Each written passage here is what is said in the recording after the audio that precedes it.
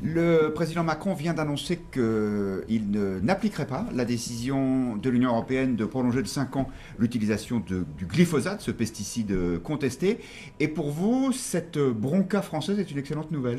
Ben, pour être honnête, c'est ni une excellente nouvelle, ni une mauvaise nouvelle. C'est simplement révélateur des contradictions d'Emmanuel Macron. Il nous a fait une grande campagne sur l'Europe.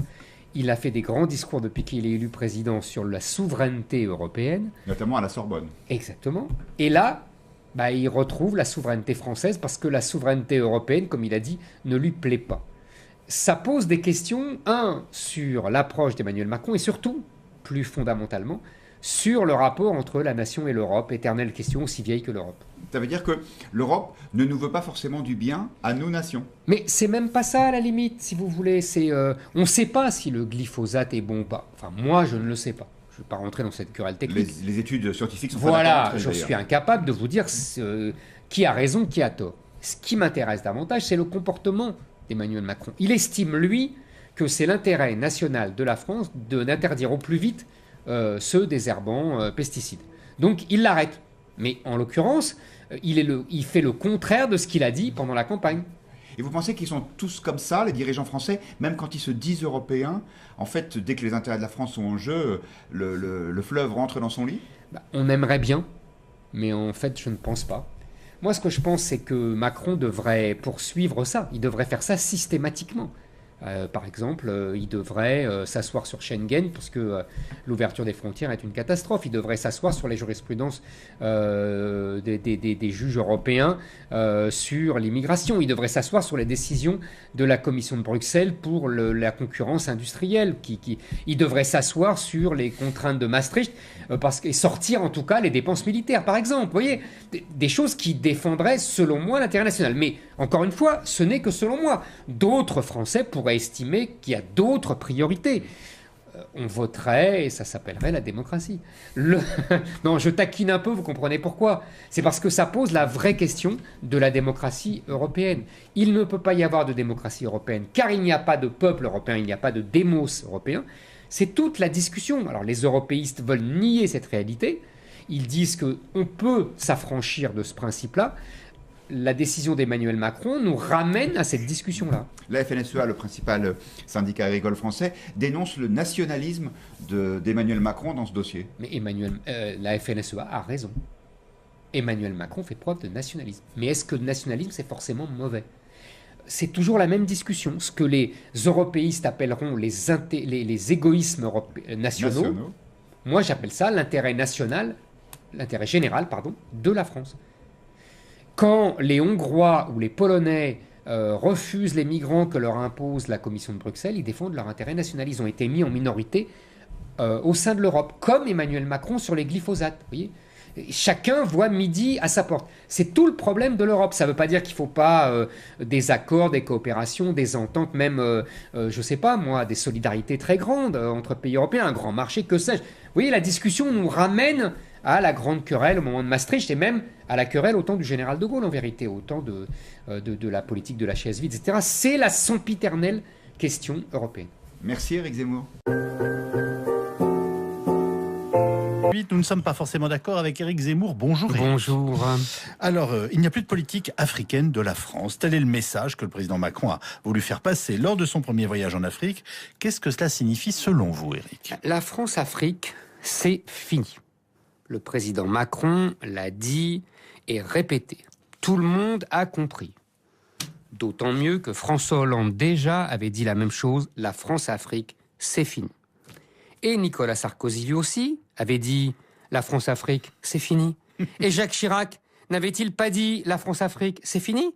Et François Mitterrand, lors de son discours de la Baule en 1991, n'avait-il pas déclaré à tous les présidents africains réunis autour de lui, mes amis, la France-Afrique, c'est fini. La France-Afrique, 100 fois tuée, 100 fois enterrée, mais tel le phénix qui renaît 100 fois de ses cendres. La France-Afrique est cette organisation voulue par le général de Gaulle lors des indépendances africaines pour imiter le Commonwealth britannique. La France-Afrique et ses liens politiques, mais aussi militaires et affairistes, tissés entre dirigeants français et africains, sans le souffre depuis ses débuts lorsque Jacques Foccart, dans l'ombre, tirait les ficelles, multipliant conseils, pressions, voire coup d'État. Mais ce temps-là est révolu. La France-Afrique n'est plus ce qu'elle était. La France-Afrique a une apparence, un groupe de pays africains manipulés par l'ancien colonisateur qui, devenu puissance moyenne, se hausse du col sur les épaules du géant africain. Mais elle a une réalité, un instrument que les dirigeants africains utilisent habilement pour défendre leurs intérêts. Ce sont eux qui arrosent les partis politiques français pour les influencer. Eux qui réclament l'armée française pour se protéger des coups d'État et des révolutions. Eux qui mettent en France, dans leurs hôtels particuliers somptueux, le fruit de leur prédation. Eux qui refusent de reprendre leurs nationaux qui restent en France illégalement. Eux qui utilisent la France comme l'exutoire d'une démographie exubérante qu'ils refusent de juguler par des mesures autoritaires. Éric, il y a tout de même de gros intérêts économiques en jeu et les entreprises françaises profitent de leur présence dans le précaré africain. Il y a belle lurette que la France-Afrique n'est plus cet Eldorado pour ces entreprises françaises. Les Chinois, les Américains et même les Israéliens leur taillent des croupières. La France acquiert certes les ressources du sous-sol africain, mais elle est loin d'être la seule. La France garantit la stabilité monétaire de ces pays. La France envoie son armée pour combattre les islamistes. Ces soldats retrouvent alors les traces de leurs prédécesseurs coloniaux qui déjà protégeaient l'Afrique noire des raids venus du Nord, nomades et musulmans. Et c'est la France qui est accusée de politique néocoloniale. C'est une vieille histoire. Nos colonies ont toujours été un deuxième choix. Ce sont les contrées dont les Anglais n'ont pas voulu. Eux s'étaient réservé les proies les plus rentables. La France avait le prestige et les Anglais l'argent. Quand le temps des indépendances est venu, l'Angleterre a fait son bagage. Plus question de payer une livre sterling. La France, elle, est restée. Ce n'est pas la France-Afrique que Macron devrait abattre, mais l'Africa-France.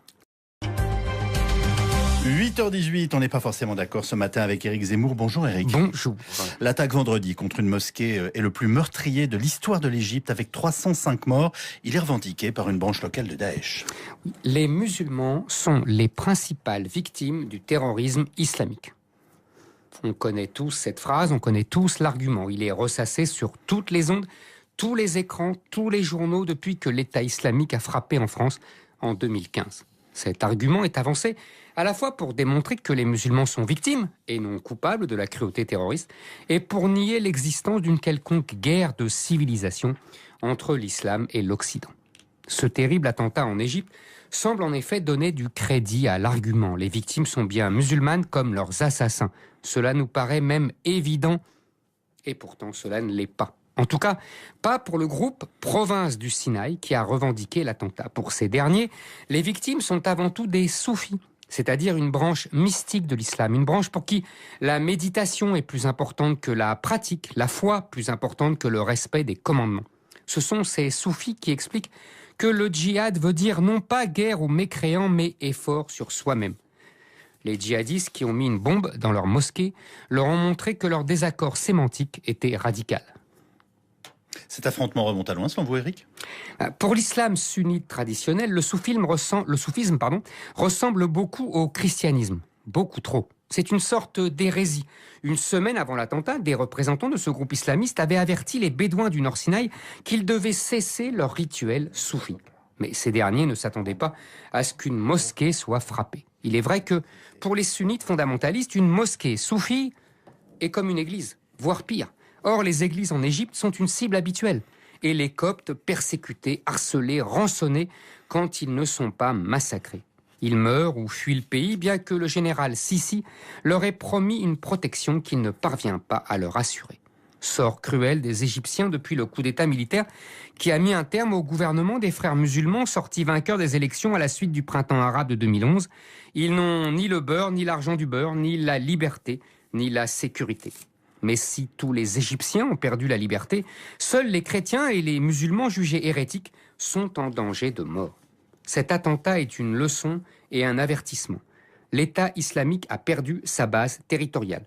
C'en est fini des rêves millénaristes de retour du califat. Mais le monde n'en a pas fini avec Daesh. Il est en train de se reconvertir à l'action déterritorialisée qu'avait théorisé en son temps Ben Laden. Daesh va donc frapper, comme le faisait Al-Qaïda, tous ceux qu'Allah a désignés à leur vindicte. Juifs, chrétiens, bouddhistes, mais aussi musulmans qu'ils jugent hérétiques, soufis ou chiites en particulier. Tous ces musulmans qui sont des musulmans pour nous, mais pas pour eux. Éric Zemmour, et demain, Nous avons rendez-vous avec Nicolas Doménac pour On n'est pas forcément d'accord.